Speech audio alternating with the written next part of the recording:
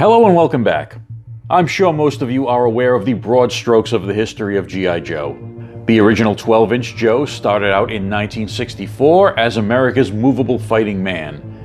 In 1970, he transitioned to G.I. Joe Adventure Team, moving away from his military roots. And of course, in 1982, G.I. Joe was relaunched as the 3 3/4-inch scale G.I. Joe, A Real American Hero, bringing G.I. Joe back to his military roots and pitting him against the enemy Cobra.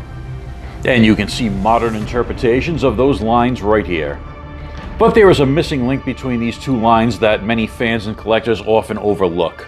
It only lasted for 2 years between 1977 and 1978, but it's a childhood series that is very dear to me, and that is Super Joe. In 1977, Hasbro relaunched G.I. Joe as an approximately 1/9 scale 8.5-inch figure. Partially, this was a cost-cutting move, since it was cheaper to produce this smaller scale versus the original 12-inch figures. I'm sure it also didn't hurt that the smaller scale was more in line with the 8-inch figures that had been made popular by Mego throughout the 1970s. Although at 8.5 inches rather than 8, the Super Joe figures were a bit taller than the popular Mego lines. Super Joe also went all in on the science fiction themes that were dabbled with at the end of the Adventure Team line, with the introduction of characters like Mike Power the Atomic Man, Bullet Man, and the Intruder. The theme across all the figures in the Super Joe line was that they included small lights in the play gimmicks. Super Joe himself came in a variety of styles. There was the bearded Super Joe Commander, the clean-shaven Super Team Adventurer, as well as an African-American version of the character. Super Joe came with a vest that had a light in the center of it. There were several motorized accessory packs that could be purchased separately that could plug into and leech off the battery power of the backpack. And like the G.I. Joe lines that came before him, Super Joe had a variety of mission-specific uniforms available to purchase separately. Super Joe's crime-fighting partners in this line were the cyborg-like The Shield, whose light gimmick was built into, appropriately enough, his shield, and the translucent robot-like Luminous, whose light gimmick was built into his face. The Super Joe team had a few different enemies to fight, including the reptilian Gore, King of the Terrans, who had a red light gimmick built into his chest. There was also Darkon, who was an evil green clone of Super Joe Commander, who wore a black version of Super Joe's light vest with a red light in it, as well as the giant motorized Terran, the Beast from Beyond. The Super Joe team also had a rocket command center headquarters, as well as several vehicles that were repurposed from the G.I. Joe Adventure Team line. Unfortunately, Super Joe only lasted those 2 years, and the line was canceled in 1978. There were actually quite a few boys' toy lines that fell by the wayside in the late 1970s for reasons, but we can get into that in another video. Back in 2017, the G.I. Joe Collectors Club did create 2 figures that were an homage to the Super Joe line. These were in the classic 12-inch G.I. Joe scale, and they represented Super Joe Commander and his enemy Darkon. Flash forward to 2022, and a small maker called White Elephant Toyz, who announced what they call the Super Joe Unlimited project, where they are bringing back new versions of the classic Super Joe characters. I picked up one of their initial releases, which is what you see before you. This is the White Elephant Toyz Super Joe Commander.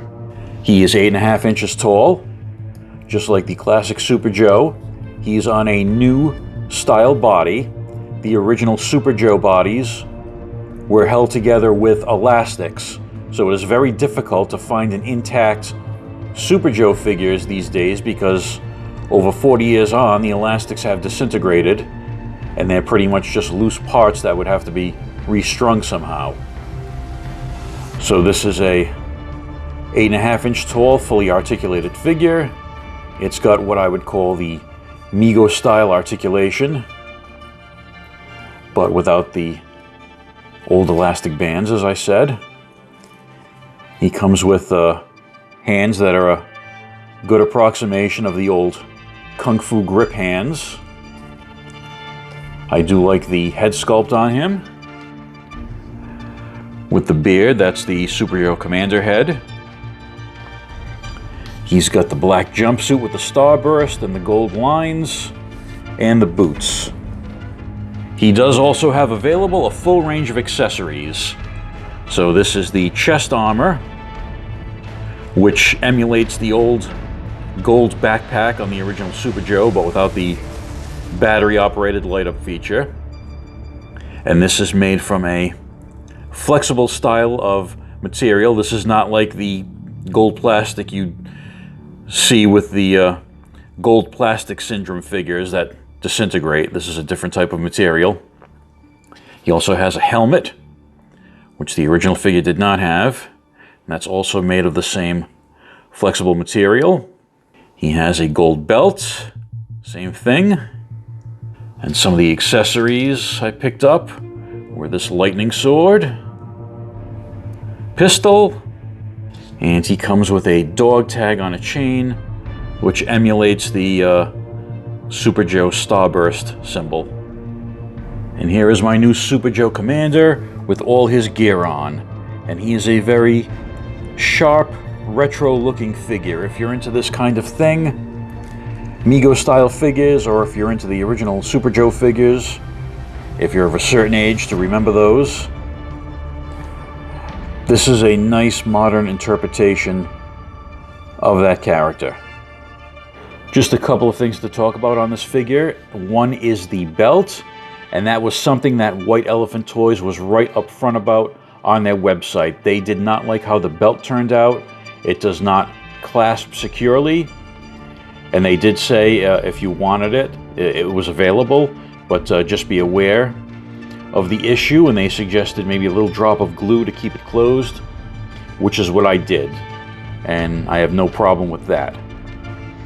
And the other thing to mention is the pistol was a little bit loose in his hand, so I just used a little bit of heat gun to close those fingers a little bit more, and now that pistol is secure. So what White Elephant has decided to do with this Super Joe Unlimited project is basically release these figures in kit form. So they lay it all out on their Facebook page, and you can also see everything on their website. First, you pick out the body and uniform and armor type that you want. So they come in either Caucasian or African American bodies. There's the classic black or red uniforms. There is gold and black armor in different configurations. Then you choose the head that you want. They have the Commander head that comes with various hair colors, as well as the clean-shaven Adventurer head and the African American Commander and Adventurer head. And there's also an Atomic Mike head as well, if you wanted to put together an Atomic Mike version of this figure. Then the next step would be to pick what accessories you want. There's a couple of different options for both the gold and the black weapon sets. There's also different style boots, different color belts, and also some different style hands that you can get. So made to be very customizable. You can buy several different bodies, several different heads, hands, and put together your own set of custom figures. I also found the cost for this figure to be quite reasonable, considering that White Elephant Toyz is a small maker. This isn't going to break the bank if this is something you're into.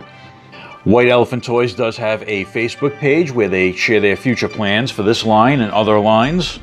They have teased the future of this line to include a new version of Darkon with a green body, and they have shown prototypes for heads for Gore, King of the Terrans, as well as, surprisingly, an old Mattel monster toy from the 70s called Crusher. And if you remember what Crusher is, congratulations for living this long. And if this 8.5-inch scale is not something you're into, White Elephant is also developing a line of more traditional 12-inch tall 1/6 scale figures.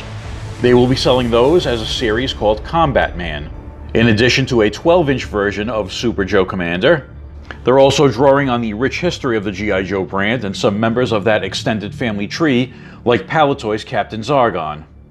I'm really happy with this new version of Super Joe Commander. I think he captures that 1970s vibe really well, and I love to see that in modern toy making, that kind of throwback feel that goes back to the toys I had when I was a kid. And if you are a Super Joe collector, and maybe you have uniforms or accessories from the original line, they will fit on these new figures. White Elephant did post some photos on their Facebook page of the new Super Joe body wearing some of the classic uniforms. So these new Super Joe figures are also a great option if you want to display some classic uniforms and accessories. So that's it for this one. Hope you enjoyed that little bit of history on the missing link between Adventure Team and Real American Hero, as well as a look at the new Super Joe Unlimited figure. Thanks for watching, and I'll see you in the next video.